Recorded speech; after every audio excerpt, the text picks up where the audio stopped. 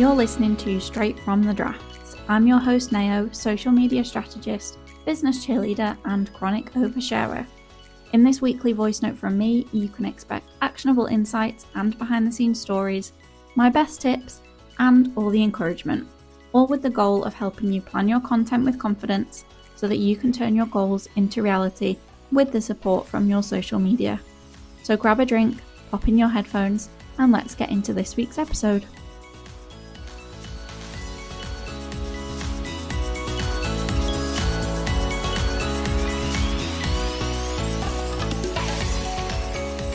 Okay, we are kicking off the first full episode with 3 things that are impacting your success on social media that have nothing to do with strategy. Now, as a strategy girly, I'm not saying that your strategy isn't important. Oh my goodness, say strategy one more time.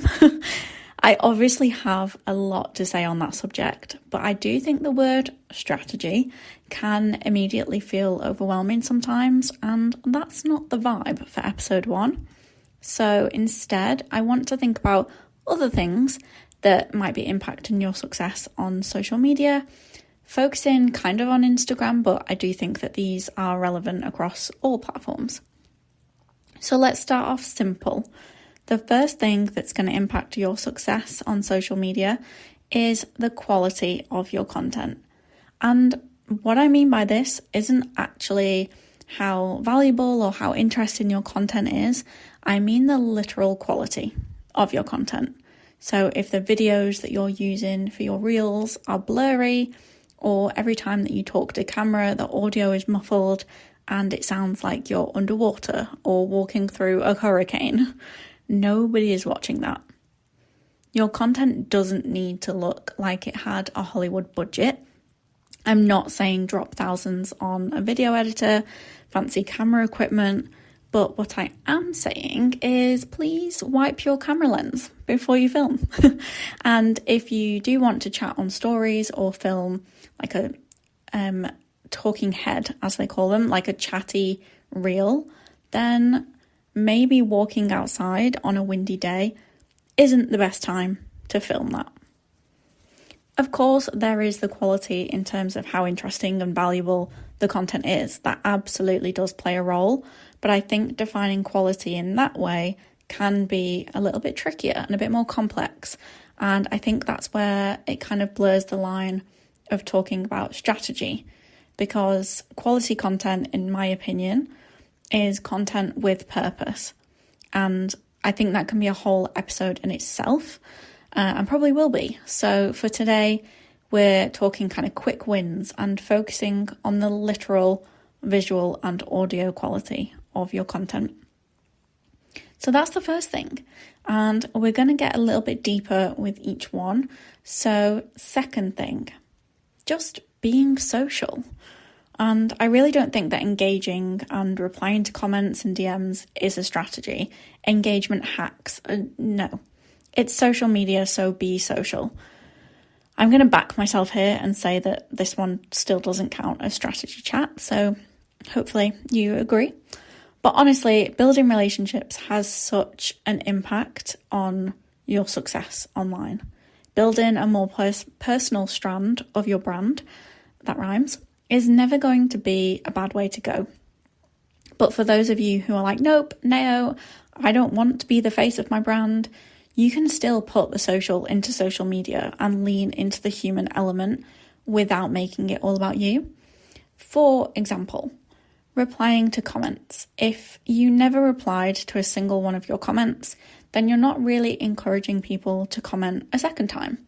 And if nobody is commenting or replying to your stories and kind of messaging you behind the scenes, it all becomes very one way and a little bit cold. You don't get that feedback of what kind of people relate to, what they resonate with, what they're enjoying. And I do think you kind of have more interest and you're more invested in the success of someone that you have, even if it's just a very high level online relationship with. I think if you are made to feel like they care about you, then you care so much more about them. And you can get support with those things. Maybe that's something that a VA can support you with. replying to comments, or even using a tool like ManyChat, where you set up automations to reply to comments and send links to things.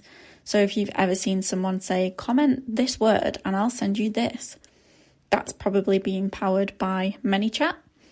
But even something like that, which isn't actually directly you and doesn't take your time, that still creates a two-way dynamic. And I think within this, there's also just an element of being human.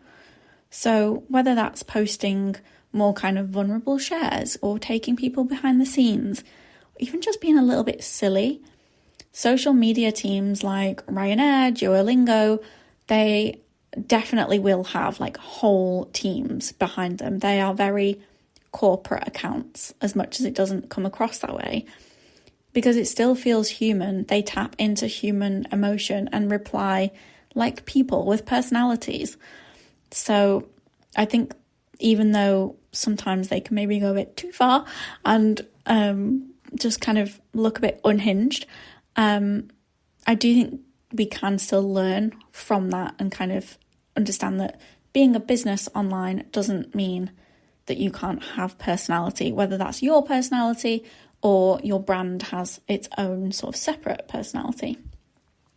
But yeah, just don't be afraid of letting whichever personality that is shine through and have those genuine conversations rather than sales scripts and tick box engagement.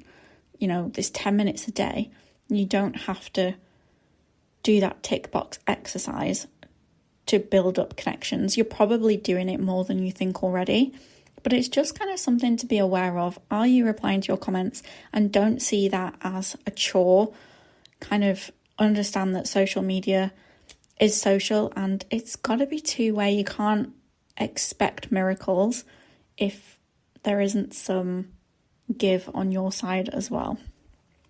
The third and final thing that I'm going to talk about today that impacts your success on social media is mindset.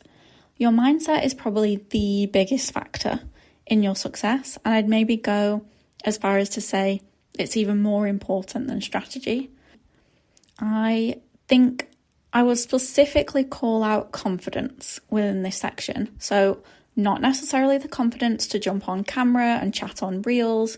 Contrary to what you might believe or what people say, you can absolutely have success on social media without having to channel your favorite influencer. Kind of going back to what I was saying about having personality without making it all about you. But what you do need is confidence in what you're offering. So you need to be confident in what it is that you're shouting about and why people should care. So if you think that kind of showing up to market your product or service is embarrassing, or you worry that you're going to annoy people, you won't see the success that you want and deserve. It doesn't matter how incredible your product is. The Instagram algorithm can't do much to help you if you're never actually talking about what it is that you do. I'm sure this one is making a few of you squirm because it feels unnatural to say that you're good at what you do. But here's the thing, when you started your business, you must have, or at least there must have been some part of you that believed that what you had to offer was valuable. Whether that's thinking that the products that you make would make a really cute gift, maybe that's how the business started, or the service that you're offering could save someone a whole lot of time. Maybe you have a skill that is pretty niche, and you know that there's a lot of people that need your help. There was something that drove you to start the business. If you really didn't believe in it, you wouldn't have taken the leap, that first scary step of actually starting. And it's okay if you have to train a very tiny sliver of self-belief to become louder than the self-doubt. I do think that that's a struggle that many people have that you probably don't even realise. Maybe some of your favourite businesses, favourite creators are battling with that as well. But you do need to believe in what you're doing if you're going to convince a bunch of strangers on the internet to believe in the idea as well. This is going to sound a bit silly, but I can almost guarantee that at least someone will relate. So I want you to think about like Christmas or another random family event. Have you ever been asked what it is that you do, or had someone say something to you about your little business and it's kind of triggered you? Because I almost kind of want you to get into that headspace for a second. I know that on days where I doubt myself, I imagine a particular family member saying something to me that's almost they're doubting what I'm doing, or that they don't understand that it's an actual job, and they kind of just think that I sit on the sofa and scroll all day. And that's where the confident voice comes out, just for a second. She's like, whoa, hang on a minute, and kind of jumps to my defense and the defense of the business, my abilities, my ideas. So if you're struggling to find that confidence, and if you're doubting yourself, I want you to think about if your Auntie Susan had just asked about the business, and see what that sort of gut reaction, fire in your belly voice has to say about it. Because I guarantee that the part of you that believed in yourself, believed in the idea enough to start the business, that voice is still there, and she's gonna come out, and when she needs to jump to your defense. That's just a little trick I would share with you, and maybe that's a little bit embarrassing, but it really does work. There's a particular conversation that I had a couple of Christmases ago where we were talking about presents, and like we'd been planning, we were hosting on Boxing Day, and my partner had, like, I was giving him a lot of credit for everything that he was doing, and a family member said to me, but he's been working all week. And I was like, well, so have I. And they kind of pulled a face as if to say, well, not really, you've been working at home, which doesn't count. And I always kind of think back to that conversation and that specific family member whenever I'm doubting my own abilities. And I think, no, because if someone else was to say that to me, then I would defend myself. So you should do the same, even if it's the two competing voices in your head. There is a gut belief somewhere.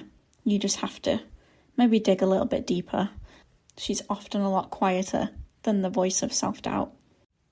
So to recap today's episode, 3 things that are impacting your success on social media that have nothing to do with strategy. Number 1, the quality of your content, the audio and visual quality of your content.